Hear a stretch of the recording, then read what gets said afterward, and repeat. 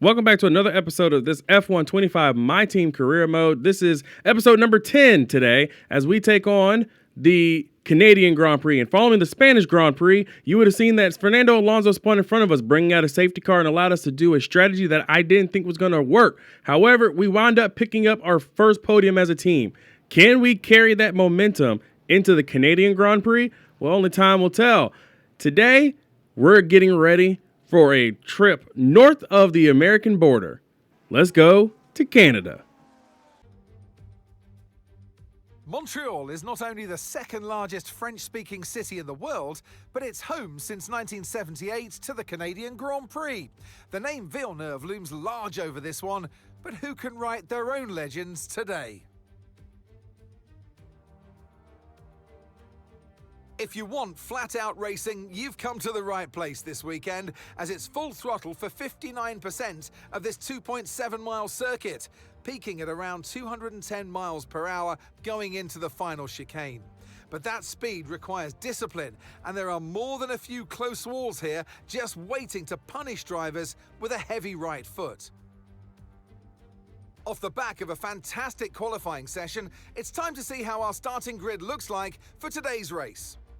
Max Verstappen put in a fantastic lap yesterday, and he'll start from pole position, with Charles Leclerc alongside. As we continue through the rest of the grid today, we have Hamilton, Norris, George Russell, and Piastri, Sainz, Albon, Fernando Alonso, and Andrea Kimi Antonelli, Gasly, Bortoleto, Lance Stroll, and Lawson, Tsunoda, Doohan, Ollie Behrman, and Jack Crawford, Fittipaldi, Hülkenberg, Hadjar, and Esteban Ocon lines up at the back of the grid. With preparations almost complete, let's head down to the track. And joining me in the commentary box today with the best view on what is about to unfold and some strong views on the action we're about to see, Naomi Schiff. Now, we had great fun watching them win last time out. What a great victory it was. But can they carry that into today's race? Well, they're certainly in a great position. It's always great to just come off of a win. The momentum's there, the team are working well together, and so is the car. So what they've got to do is just keep building on that. Don't change a winning formula. Keep it simple and keep doing what you're doing.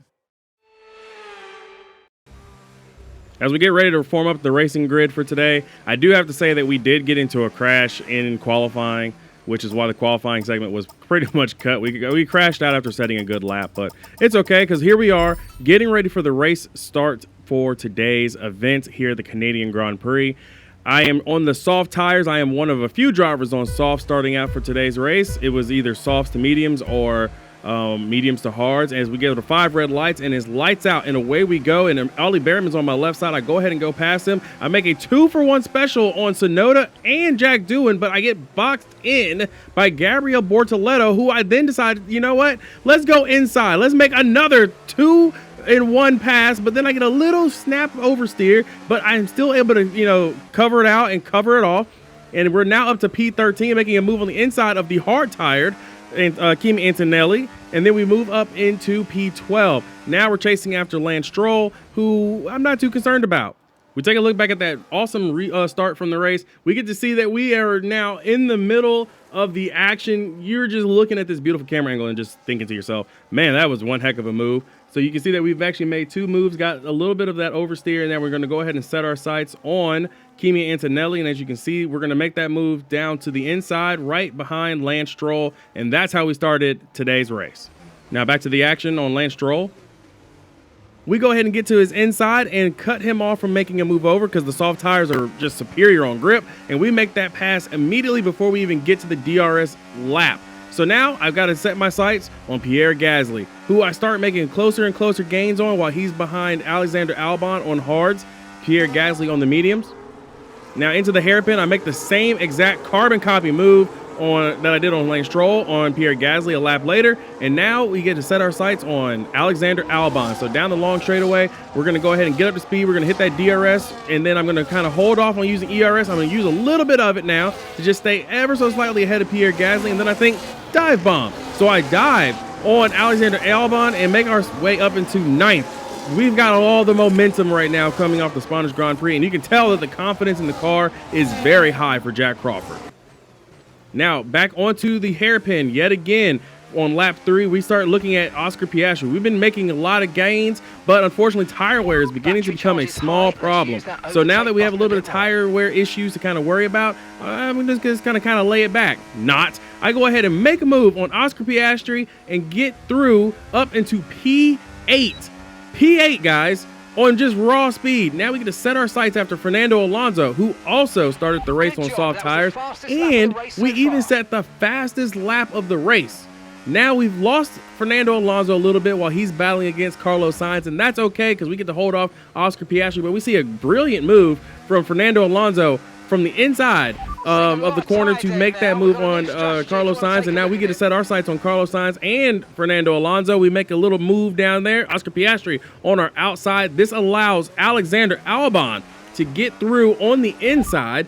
But now that we have DRS, I'm being told by my engineer that we have a new strategy. I go ahead and open up the DRS, and I decide to delay pit stop by 2 extra laps.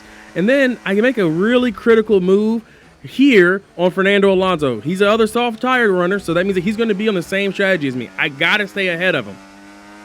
So we get to set our sights now on Carlos Sainz. Now, Sainz proves to be a little bit difficult as I get a snap of oversteer and I let Fernando Alonso back through. I keep my wings clean and I decide to keep on Fernando Alonso. Tire wear is beginning to get a little high. We're almost approaching 40% on the left rear, and that's becoming a little bit of concern for me as we get through into the hairpin yet again. I go ahead and get down on the speed with the ERS, and then I start hitting that DRS, and you can see that the speed just climbs and climbs and climbs, and we get closer and closer to Fernando Alonso. We move to the inside. He does not make a move to block, and he knows that he's pretty much well done. He's overcooked. Now we get back onto the front straightaway. We go ahead and hit the DRS because we carried it on from the previous sector, and now we're going to keep setting our sights back on Carlos Sainz, who we really need to get after at this point. Now on to lap number 8.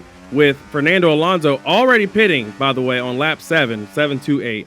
I'm still out here on these soft tires. I'm going to go ahead and extend this out maybe an extra lap or 2 at this point. And I'm thinking to myself, well, we need to go ahead and go on to a different tire strategy than everybody else. Everybody else is going to go from softs to mediums, which is Fernando Alonso, and then everyone's going to go from hard to medium, which is everybody else. I start thinking to myself, at this rate, I've kind of put myself in this box. So I'm thinking maybe we go onto a hard tire. So I've already made the call to my pit crew that we need to go on the hard tire. And this is a little early for a hard tire because we've got to basically extend it as many laps as possible. But I'm thinking a hard tire at this point would probably be better for tire wear rather than the mediums trying to go this long. So with 53% tire wear on the left rear, I just say, you know what? New hard tires. We're in our pit window, in the next lap, and I've got Alexander Albon chasing after me. So let's go ahead and get to pit road, and let's go ahead and get it in there. Now, the only thing I can't control is my pit crew. So if my pit crew messes us up, then we're absolutely just boned, like boned.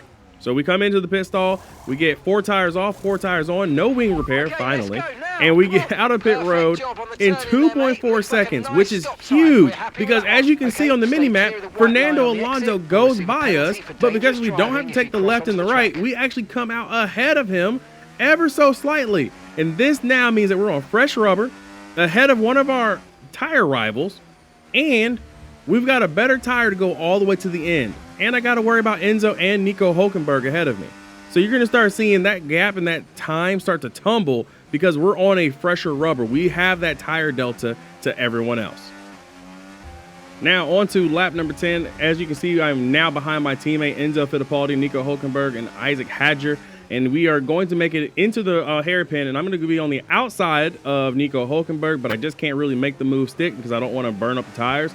So I kind of fall back in behind Hülkenberg, but we do have DRS and ERS at our disposal. We pour on the DRS, and we get right on to the back of Nico Hülkenberg, almost pushing him, but we make a 2-in-1 pass right before we get to the champion's corner. As you can see, I'm slinging it on in there. And now I get to set sail for Isaac Hadjar, who got away from us after the hairpin kerfluffle back there. Hadjar is now racing against Jack Doohan, and that's my goal coming up here on lap 11. As you can also see, Fernando Alonso lockstep with me. He's already made a move on Hulkenberg. Now he's looking at making a move on my teammate, who can't really stop him because my teammate's on older tires, and he knows this.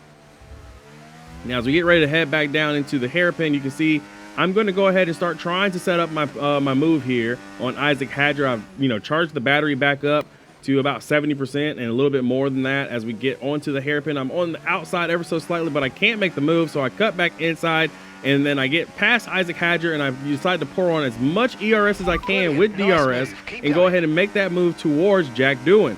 Jack Doohan tries to go a little bit defensive because he knows he got to slow me down. He can't. So we make the move into the hairpin, and we get off the hairpin really well, decide to pour back on the ERS and the DRS, or actually more of the DRS than the ERS, and we just kind of keep it moving.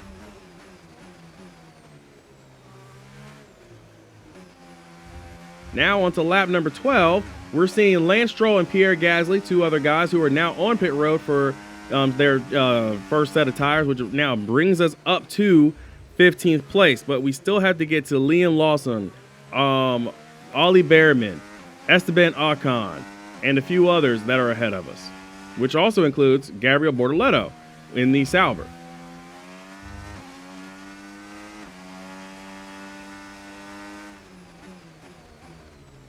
So after setting purple in Sector 1, we get into Sector 2, and I'm not within DRS range for Lawson or Behrman yet, which is, insane to think about. But again, all I'm thinking about is we got fresher tires. We've got the grip. These guys don't have the grip. So into the hairpin, I've closed the gap all the way down. And now that we're here, we decided to pour on ERS because before I got there, we had just missed out on it in the DRS zone. So unfortunately, we did not get DRS for this lap as Lawson dives to pit road with Esteban Ocon and Gabriel Bortoleto, as well as Oscar Piastri, Charles Leclerc, and I believe that was Yuki Tsunoda in the pits, but I can't be entirely sure. Or no, that wasn't Tsunoda. That was actually one of the Williams in the pits, which is fine. Now we've got Behrman in front of us, and I'm thinking, okay, well, I got to just make a move on Ollie Behrman. All of a sudden, yellow's in Sector 1, which is happening in front of me. I didn't realize this, but Behrman was actually retiring, which kind of messed me up because we did not get the DRS that I wanted onto the backstretch. So then we come through the Champions Corner again. Now you have Yuki Tsunoda, Kimi Antonelli, and Carlos Sainz on pit road, as well as Lando Norris and Lewis Hamilton. And George Russell had just come off pit road too, by the way. I almost forgot to mention that. He had just come off pit road like a lap ago. So now we've been elevated to a very insane P2 with 10 laps to go. Now I've got the hard task of holding off people like Lewis Hamilton and George Russell. As you can see here, I make a nice block on Lewis Hamilton, but he gets back to my inside because I only made one move, and then I decided to make him compromise his own line into the chicane, which works out for us, and we get ourselves a little bit of breathing room off of the Champions Corner, and that is perfectly fine. I'm happy with that because that means we can fight. As long as I keep positioning the car well, I can stop people from passing me. I get a little wide here, which opens the door back for them to get back to us. Our energy store, of course, is now wearing out at this point in the season. So you're going to start hearing from my engineer that we're losing capacity, which is true, we are, but that's fine. I'm not too concerned about that right now. Down into the Champions Corner, as you can see, I keep my gap on Lewis Hamilton up really well as George Russell and Charles Leclerc. And it's actually Russell stopping Charles Leclerc and Lewis Hamilton from being, together, because I feel like if both of those Ferraris gang up on me, I won't be able to stop them both. So it's really helpful that George Russell is there. Lewis Hamilton is within a shot of me each and every lap that we get onto the straightaway, but because I'm strategically deploying my ERS, I'm keeping him just ever so slightly at bay.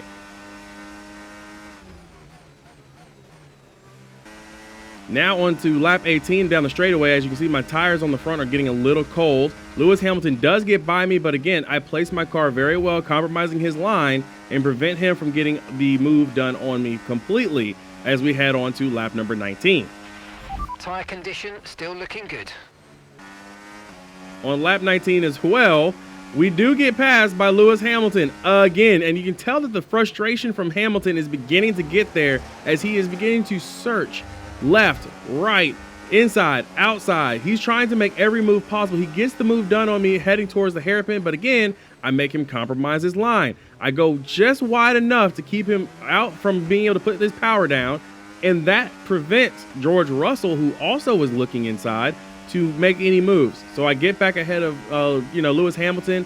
We don't have DRS yet again because, again, DRS detection zone, and that allowed Lewis Hamilton to actually get the DRS detection, which is insane to me because he passed me, I feel like, before that, but okay. And down the front straightaway with his DRS, he decides to make another pass on me. I compromise his line by pushing my way through on the inside. Now I'm on the outside for this corner. He has the grip, he has the ability to, but because I compromised him on the entry, he couldn't get the exit, which is perfect. Now on to lap number 20. The frustration in the cockpit for both of us is beginning to build up because I'm hoping and praying that, like, Lewis, back off, man. You don't need to be here. I don't need you behind me, man. We were good. You are perfectly fine. Finish third. You've got the better car out of both of us. Just take third, man. It's not going to kill you. But he doesn't. He keeps coming at me. So I asked for a full race update to ask my, crew, is there any chance he could be pitting? That's not the case. Heading on to lap 22. Now Lewis Hamilton again makes a move on the inside. I move over to the left and try to shut the door. However, I make a mistake and actually break his front wing. That was not what I was intending to do to Lewis Hamilton. I didn't intend to break a piece of his front wing off. It is not major damage. It's just an end plate, but that is enough to kind of keep him from being able to, out traction me in some of these very high traction corners.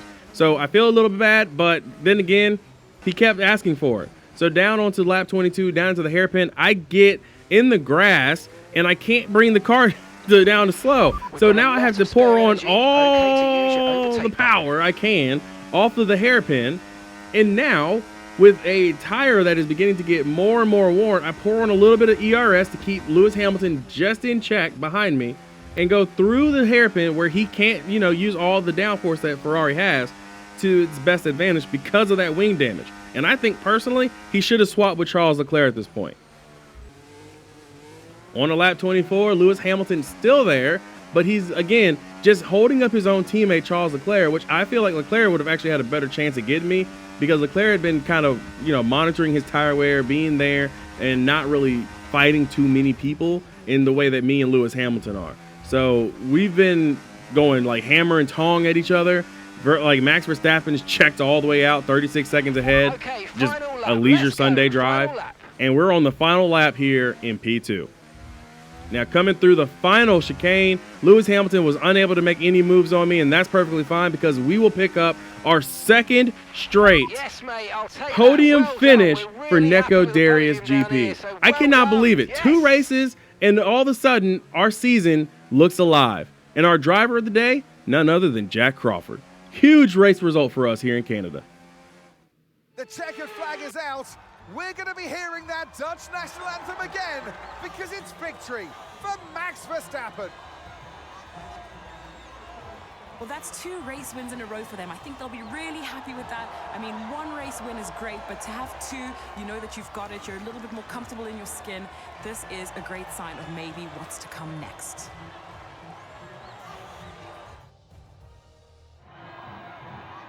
It's what they've all been racing towards, waiting for them. High above the pit lane is our podium.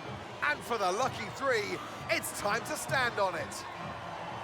One of the all-time greats celebrates yet again. It's another podium, it's another top step for Max Verstappen.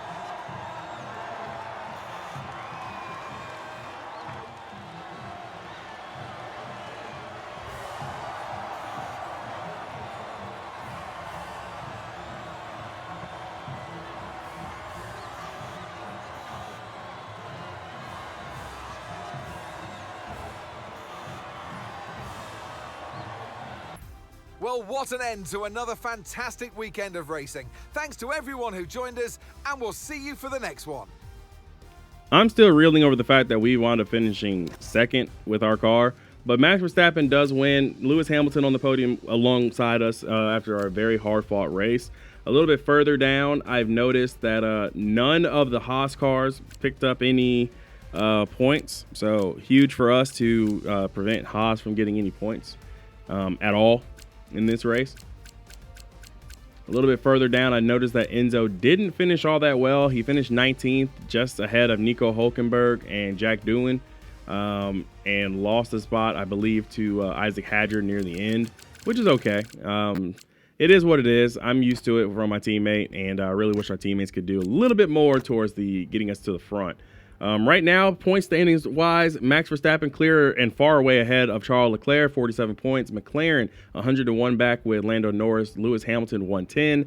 George Russell, top 5, 122 back. But again, season is still pretty early, so I'm not too concerned about the driver standings, which is probably why I haven't showed it too much, and I probably should show it a little bit more. Let me know down in the comments below if you feel like I should, because I will after every race.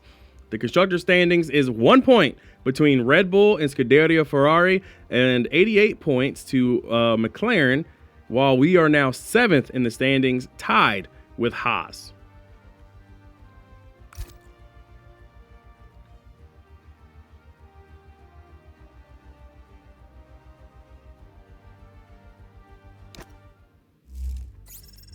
Overall, I've really enjoyed today's race in Canada, and I hope you guys really did too. We did the best that we could with the car that we had, and now we are level with Haas on points, which is why I mentioned Haas, because I was concerned about them. I did the math in the back of my head and realized we tied with them, so that was really cool for me. But now we're in a rivalry with them. As our fan sentiment now grows to 2, we've gained another fan bonus, which is now facility improvements. Phases 1 and 2 cost 5% less. If you like today's video, make sure you hit that like and subscribe button. I'll see you guys in the next episode of F1 25, My Team Career Mode. Be easy, everybody.